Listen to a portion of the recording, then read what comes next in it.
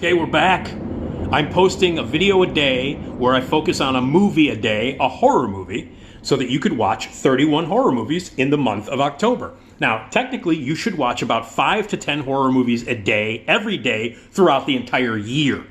But I'm just talking about one movie a day in October, because October is Halloween month, it's horror month. So I have been randomly grabbing horror movies from my collection. I grabbed 31 of them, a bunch of them, and I kind of piled them up. And I don't know which one I'm going to talk about right now. I've just been grabbing them randomly and telling you which ones to watch. So today is number 12. Today is October 12th, so it's the 12th movie I'm talking about. If you've missed any of these, go back. They're all on my YouTube channel. They're all on the Patreon page. Speaking of Patreon, please donate. As little as $3 a month helps a lot. You get bonus materials if you donate. Patreon.com/NickDShow.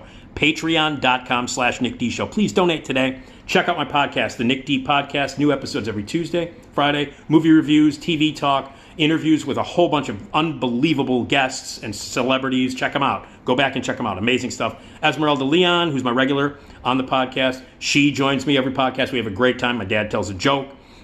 All the great stuff that you loved about my radio show, it's all in the podcast, uncensored and lots of fun.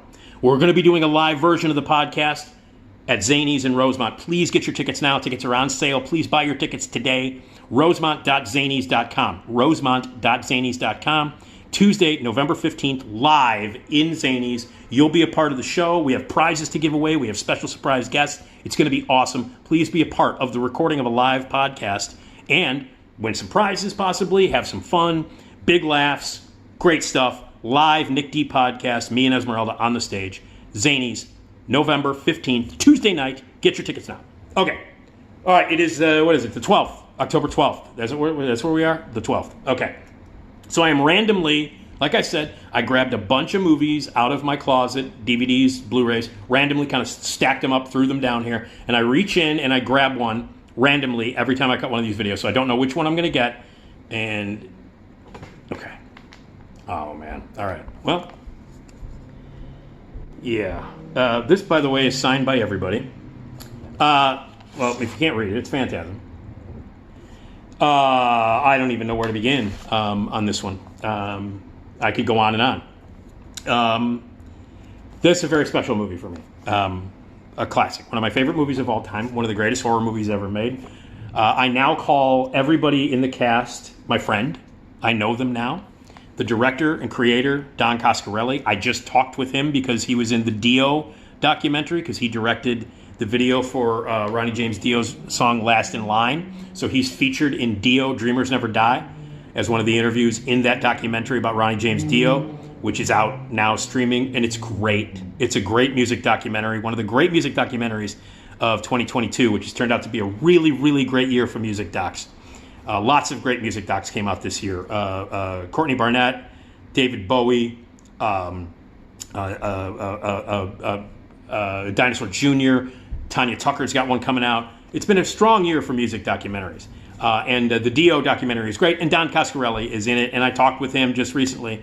I became friends with these people, and I want to thank Mike and Mia Kurz, who run the Flashback Weekend Horror Convention, and they run the Midway Drive-In.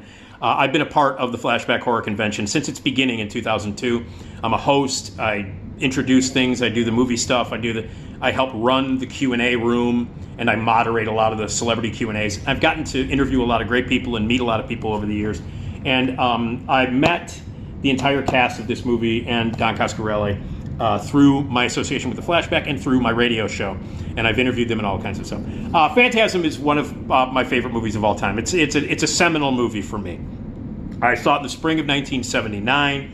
And I would end up seeing it, and this is not an exaggeration, I would end up seeing Phantasm in the theater in the summer of 1979 over 100 times. I am not exaggerating. Over 100 times in the theater, summer of 1979 alone. And that does not count, whatever, 35, 40 years since this movie came out, how many times I've seen it. It doesn't even measure. I mean, that's just that summer, that specific summer. I would go to theaters showing it double features. So I sat through the movie Prophecy a bunch of times. I sat through Hog Wild a few times. It was double billed with a lot of other movies. I saw it with Dawn of the Dead a couple of times. But in the summer of 1979, my obsession movie-wise, was this movie. It was Phantasm. And I saw it 100 times in the movie theater. I knew it by heart. I still know it by heart. I know every line of dialogue of this movie. This is one of my favorite movies of all time. I think it's one of the best horror movies ever made. Certainly one of the most crazy, most imaginative, most batshit nut movies made on a shoestring budget, photographed, edited, all put together by Don Coscarelli, written by him.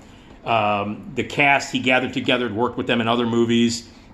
Michael Baldwin, Bill Thornbury, Kathy Lester, Reggie Bannister, the great Reggie Bannister, and the late great Angus Scrimm, who I got to meet, and I sent a fan letter to him when I was 13 years old, and he saved it. That's a long story. I'm not going to get into it here, but Angus saved my fan letter and read it to me the first time I interviewed him over the phone on my radio show. He began reading from my fan letter that I sent to him when I was 14. I was 14. He kept it. And I got to know Angus and meet him. He was a wonderful man, and he passed away. And rest in peace, Angus. Wonderful man. Rory is his real name. Michael Baldwin is an amazing. Everybody involved in this movie could not be nicer, could not be cooler. The coolest people ever. They've gone on to make 4 more Phantasm movies. I love them all. I love the last one, Ravager, which Don didn't direct. David Hartman directed that. But I love all the Phantasm. I love the whole series. I love where it goes and what it does. But this movie is seminal to me. I really can't go into the Silver Sphere. Had seen nothing like it. Ball flies around, drills into your head, sucks your blood out. Never seen anything like that before. The little crazy dwarves, the whole what's going on? There's another universe, and the tall man is taking dead bodies and shrinking them down because of gravity. And what the fuck is going on? The lady in lavender, Kat Lester. Kat is a lovely woman. I love her. First time I interviewed her, she did the interview naked. Didn't know that at the time. I was interviewing her on the air on WGN, and she was on the phone from her apartment, from her house in Los Angeles, naked. She tells me this after the interview. I'm like, well, it would have been nice to know that ahead of time. But anyway, wonderful stories about getting to know all of the people involved in this, and it's one of my favorite movies. I know it by heart. It's a seminal movie for me. I was 14 when it came out, 13 on the verge of 14. I'd never seen a guy like this in a movie like this here. Michael Baldwin. Michael Baldwin was my teenage childhood hero. I'd never seen... The lead in the movie is a 14-year-old kid who rode motorcycles, drove incredible muscle cars, shot shotguns, looked at boobs, killed dwarves, had horror adventures, was chased around by a silver spear, saw a guy get his head drilled and blood sucked out. The lead in this movie was a jean jacket, flannel-wearing 14-year-old boy. He was my fucking hero when I saw it. Michael Baldwin was my hero and still is my hero. Like one of my favorite movie characters in the history of any movie ever made is Michael in Phantasm. So as a 14-year-old kid, I was like, look at this guy. This guy's my hero. I'd never seen a horror movie where the lead was a 14-year-old kid wearing a jean jacket and a flannel and doing incredible shit. So, and then the effects are cool. It's very imaginative. It's totally off the wall, batshit crazy. Doesn't make a lick of sense. I think it's about an adolescent kid dealing with that and dealing with the death of his parents, very traumatic stuff, and what happens in your mind when these traumatic things happen to you as a teenage kid. That's what the movie's about. And it's about the fear of losing, your older brother after you've lost your parents. It's a very, very, very, very traumatic thing, and the first movie is about the nightmare of childhood, and the last movie, Phantasm 5, is about the nightmare of old age, about getting Alzheimer's or losing your mind. So it's the first movie is about childhood fear, and the last movie, the fifth one, is about old age fear and everything that happens in between. It's a beautiful bookend. I love the Phantasm universe. I love Don Coscarelli. I love everybody involved in the movies. I treasure the fact that I could call these people up right now and talk to them. It's a dream come true. And again, my thanks to Mike and me at Flashback. Without them, I never would have been able to have the connection that I have with these people. So Phantasm, yeah, it's a classic. It's one of the greatest horror movies ever made. If you've never seen it, you should see it. The first, all 5 of them are great and fun and terrific to watch during this season. But this is the legendary one. This is the classic one. This is the go-to one. So anyway, Phantasm. Such a great movie. Classic. All right, more random movies to talk about. I'll